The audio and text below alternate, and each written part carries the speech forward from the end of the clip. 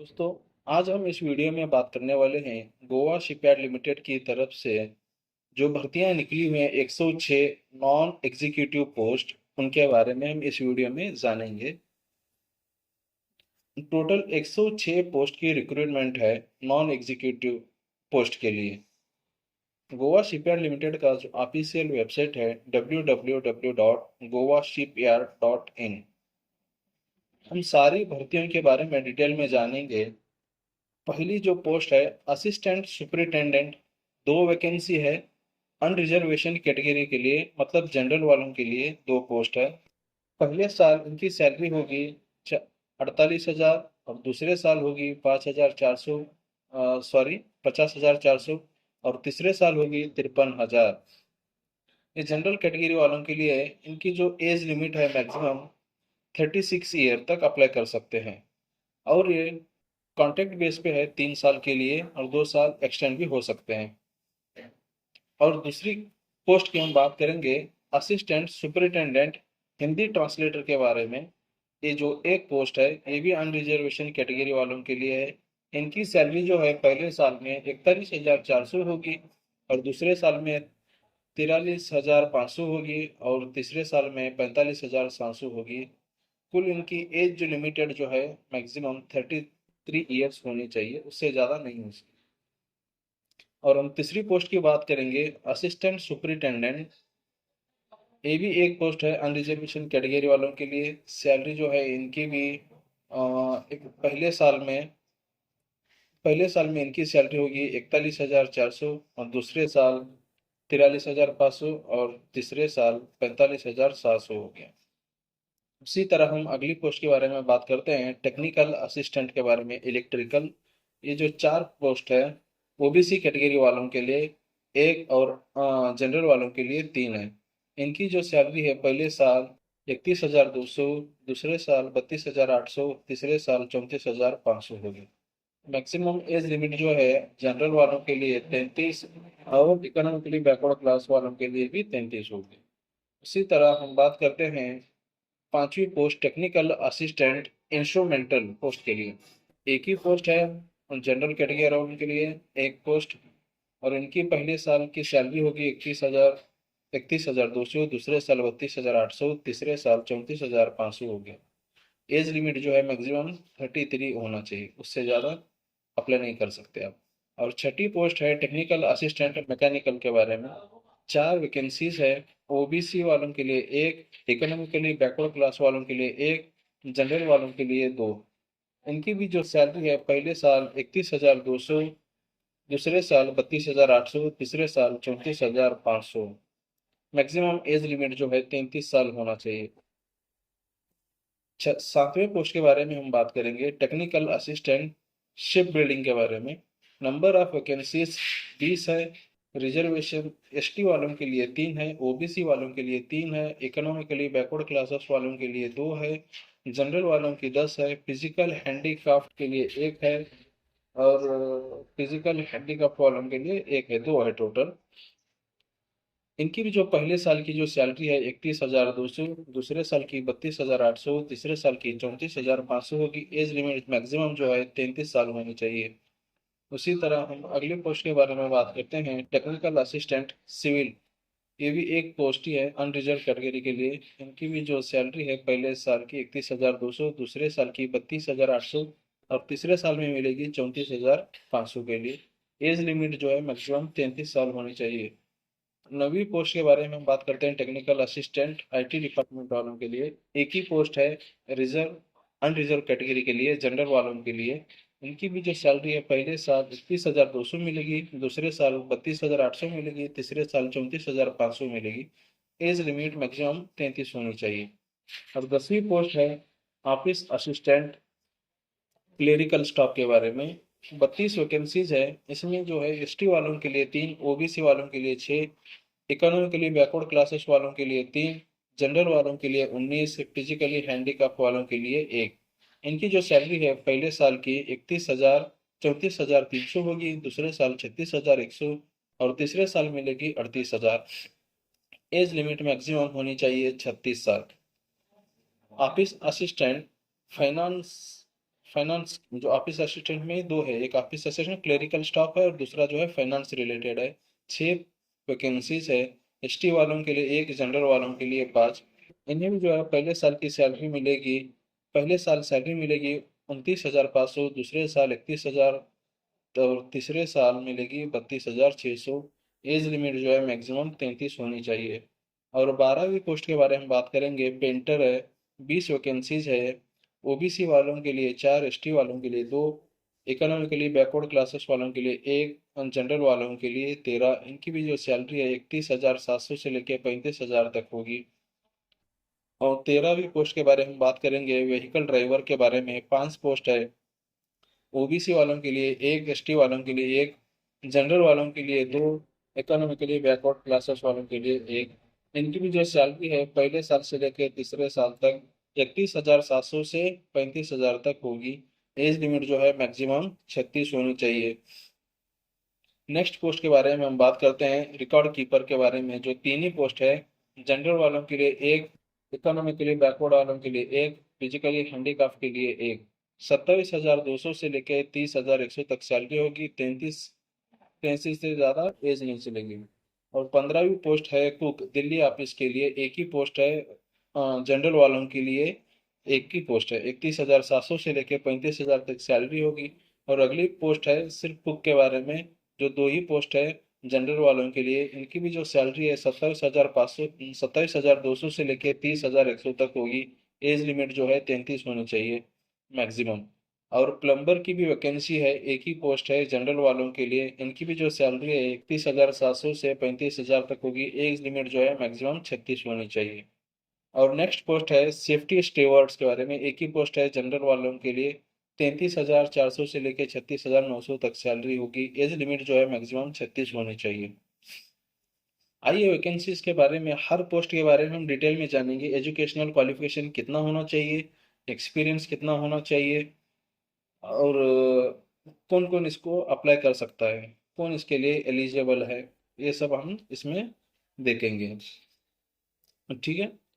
Assistant superintendent के लिए 2 vacancy जो है एचआर के लिए, फिक्स टर्म के लिए। इनका जो क्वालिफिकेशन है, educational qualification, bachelor of business administration होना चाहिए, बीबीए, या फिर ग्रेजुएट इन एनी डिसिप्लिन, या फिर कोई भी डिग्री होनी चाहिए, पोस्ट ग्रेजुएट डिप्लोमा, या डिग्री इन पर्सनल मैनेजमेंट, या फिर इंडस्ट्रियल रिलेशन, या फिर लेबर लॉ, या फिर लेबर वेलफेयर, बीएसडब्ल्यू, बीए, या फिर बीए इन सोशियोलॉजी। ये कोई भी वैकेंसी है, उनका एजुकेशनल क्वालिफिकेशन होना चाहिए। अगर हम एक्सपीरियंस की बात करें तो उनको 5 साल का एक्सपीरियंस होना जरूरी है रिलेवेंट फील्ड में, इसी फील्ड के अंदर एचआर का जो काम है 5 साल का एक्सपीरियंस होना जरूरी है। और दूसरी पोस्ट की हम बात करेंगे, असिस्टेंट सुपरिटेंडेंट हिंदी ट्रांसलेटर, एक ही वैकेंसी जो है। इसका भी जो क्वालिफिकेशन है, bachelor degree in Hindi with English, Hindi और इंग्लिश में इनकी बैचलर डिग्री होनी चाहिए। या फिर और optional for a recognised university institute with minimum 1 year diploma in Hindi translation from Hindi to English and vice versa. इनका जो क्वालिफिकेशन है, बैचलर डिग्री होनी चाहिए हिंदी और इंग्लिश के साथ में। और वर्क एक्सपीरियंस जो है इनका हम बात करेंगे तो 2 साल का वर्क एक्सपीरियंस होना चाहिए सेम फील्ड में। और तीसरी पोस्ट की हम बात करेंगे क्वालिफिकेशन के बारे में, graduate with inter company secretary, CS में इनका क्वालिफिकेशन होना जरूरी है। और एक्सपीरियंस की बात करें तो 2 साल का एक्सपीरियंस है सेम फील्ड में। और चौथा पोस्ट है टेक्निकल असिस्टेंट इलेक्ट्रिकल, 4 वैकेंसी जो है। इनका जो क्वालिफिकेशन है, minimum 3 years full time diploma in electrical engineer from a recognised institute और यूनिवर्सिटी। वर्क एक्सपीरियंस जो है मिनिमम 2 साल का होना चाहिए। और पांचवें पोस्ट की बात करेंगे, टेक्निकल असिस्टेंट इंस्ट्रूमेंटेशन के बारे में, जो एक वैकेंसी थी। इनका भी जो क्वालिफिकेशन है, 3 years full diploma in instrumentation engineering from a recognised university. और एक्सपीरियंस की बात करेंगे तो मिनिमम 2 ईयर का एक्सपीरियंस, 2 साल का एक्सपीरियंस होना जरूरी है। छठा पोस्ट है टेक्निकल असिस्टेंट मैकेनिकल के बारे में, 4 वैकेंसीज है। इनका भी जो है 3 साल का फुल टाइम डिप्लोमा इन मैकेनिकल इंजीनियरिंग होना चाहिए और 2 साल का एक्सपीरियंस होना चाहिए। सातवां post technical assistant ship building के बारे में जो 20 वैकेंसीज है, इनका भी 3 साल का diploma in ship building engineering होना चाहिए और 2 साल का मिनिमम एक्सपीरियंस होना चाहिए। आठवां पोस्ट है टेक्निकल असिस्टेंट सिविल के बारे में। ये जो एक ही वैकेंसी है, इनका भी 3 साल का डिप्लोमा इन सिविल इंजीनियरिंग होना चाहिए और 2 साल का मिनिमम एक्सपीरियंस होना चाहिए। नौवां पोस्ट है टेक्निकल असिस्टेंट आईटी के बारे में, जो एक ही वैकेंसी है, इसका भी जो है 3 साल का डिप्लोमा होना चाहिए इन आईटी और कंप्यूटर इंजीनियरिंग के बारे में। और एक्सपीरियंस की हम बात करेंगे तो मिनिमम इसके लिए भी 2 साल का एक्सपीरियंस होना जरूरी है। ऑफिस असिस्टेंट क्लेरिकल स्टाफ के बारे में जो 32 वैकेंसीज है, इनका हम क्वालिफिकेशन बात करेंगे तो बैचलर डिग्री होना चाहिए और 1 साल का सर्टिफिकेट होना चाहिए किसी भी कंप्यूटर एप्लीकेशन में। ठीक है, और वर्क एक्सपीरियंस है मिनिमम 4 साल का वर्क एक्सपीरियंस होना जरूरी है। उसी तरह 11वीं पोस्ट है ऑफिस असिस्टेंट फाइनेंशियल और इंटरनल ऑडिट के बारे में, जो 6 वैकेंसीज है। कैंडिडेट जो है डिग्री पास होना जरूरी है और 1 साल का कॉमर्स डिग्री डिग्री होना चाहिए और 1 साल का कंप्यूटर सर्टिफिकेट होना चाहिए। और एसेंशियल वर्क एक्सपीरियंस के बारे में बात करेंगे तो 1 ईयर का मिनिमम एक्सपीरियंस होना चाहिए इस पोस्ट को अप्लाई करने के लिए। इसी तरह हम पेंटर वैकेंसीज के बारे में बात करेंगे, जो 20 वैकेंसीज है। इसमें आपको 10वीं पास होना काफ़ी है और 5 साल का मिनिमम एक्सपीरियंस होना जरूरी है। 5 साल का एक्सपीरियंस होना चाहिए आपको सेम लाइन में। और अगली पोस्ट है व्हीकल ड्राइवर के बारे में, जो 5 वैकेंसीज है। इसके लिए आपको SSLC होना जरूरी है 10वीं पास और हेवी ड्राइविंग लाइसेंस होना चाहिए बैच के साथ में और मिनिमम 5 साल का एक्सपीरियंस होना चाहिए। और अगली पोस्ट है रिकॉर्ड कीपर के बारे में, जो 3 वैकेंसीज है। इसके लिए भी आपको SSLC होना जरूरी है और 6 महीने का कंप्यूटर कोर्स का सर्टिफिकेट होना भी जरूरी है। और इसी तरह वर्क एक्सपीरियंस जो है 1 साल का आपको वर्क एक्सपीरियंस चाहिए इस पोस्ट को अप्लाई करने के लिए। अगली पोस्ट है कुक दिल्ली ऑफिस के लिए, जो 1 वैकेंसीज है। इसके लिए अप्लीकेंट को SSLC पास होना जरूरी है, 10वीं पास होना जरूरी है और मिनिमम जो है 5 साल का एक्सपीरियंस होना चाहिए। उसी तरह अगली अगली पोस्ट जो है कुक 2 वैकेंसीज है जो फिक्स टर्म के बारे में। इसके लिए भी अप्लीकेंट का SSLC होना जरूरी है और मिनिमम 2 साल का एक्सपीरियंस होना जरूरी है। अगली पोस्ट प्लम्बर के बारे में हम बात करेंगे। प्लम्बर के लिए आपको आईटीआई होना जरूरी है। आईटीआई में भी एक प्लम्बर का ट्रेड आता है, वो होना चाहिए और 5 साल का मिनिमम एक्सपीरियंस। जिनके पास ये क्वालिफिकेशन है, 5 साल का एक्सपीरियंस है, वो लोग प्लम्बर पोस्ट के लिए अप्लाई कर सकते हैं। और अगली कैटेगरी है सेफ्टी स्टीवर्ड के लिए, जो एक ही पोस्ट है। इसके लिए भी एप्लीकेंट का SSC होना जरूरी है और डिप्लोमा होना चाहिए 1 साल का सेफ्टी और फायर एंड सेफ्टी मैनेजमेंट के अंदर। और इसका भी जो वर्क है, मिनिमम 5 साल का वर्क एक्सपीरियंस होना चाहिए सेम फील्ड में। अगली पोस्ट की हम बात हो गई, इतने सारे पोस्ट हो गए, 18 पोस्ट के बारे में हमने बात की।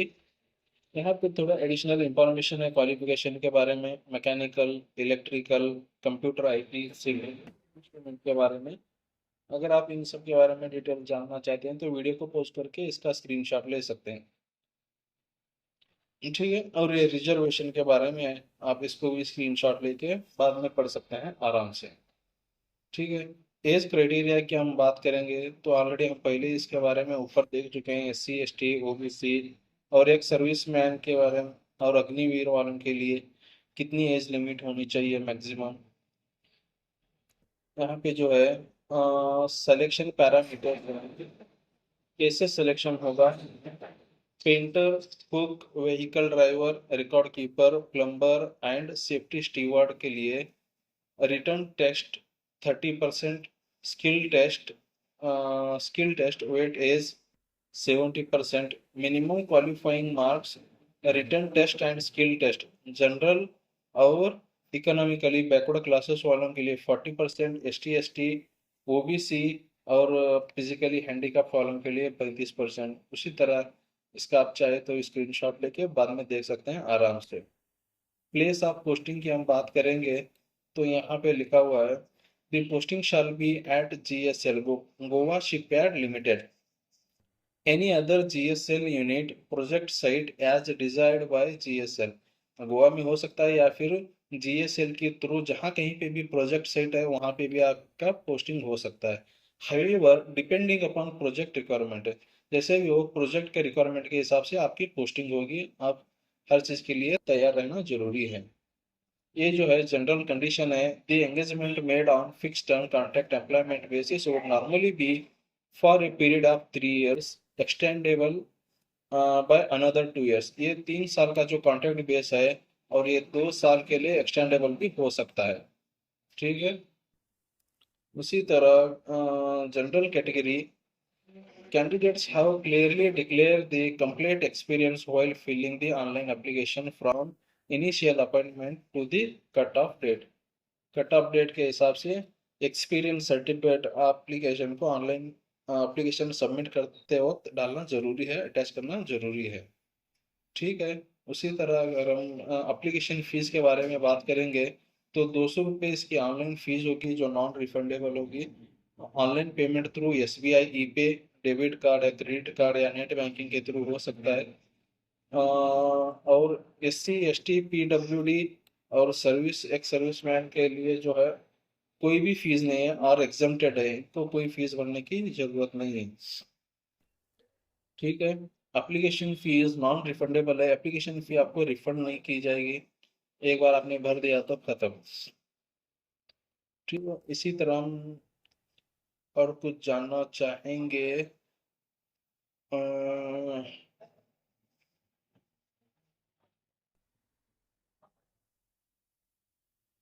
इंस्ट्रक्शन फॉर अप्लाइंग ऑनलाइन है, और आप ये देख लीजिए एक बार वीडियो को थोड़ा स्लो करके या पॉज करके। स्कैन कॉपी कितने साइज की होनी चाहिए, फोटो, आपका सिग्नेचर, आधार कार्ड और ऑनलाइन ट्रांजैक्शन रिसिप्ट, वो सब है यहाँ पे।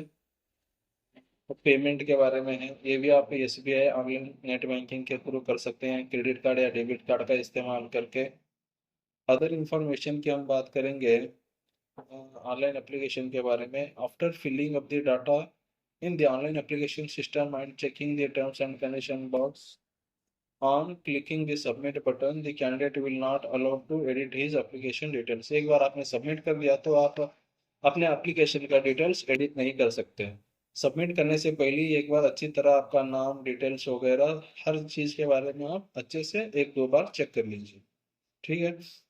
और ऑनलाइन एप्लीकेशन स्टार्ट होगा 28/2 से, जो ऑलरेडी स्टार्ट हो चुका है, और क्लोज होगा 27/3/2024 शाम के 5 बजे के अंदर। ठीक है।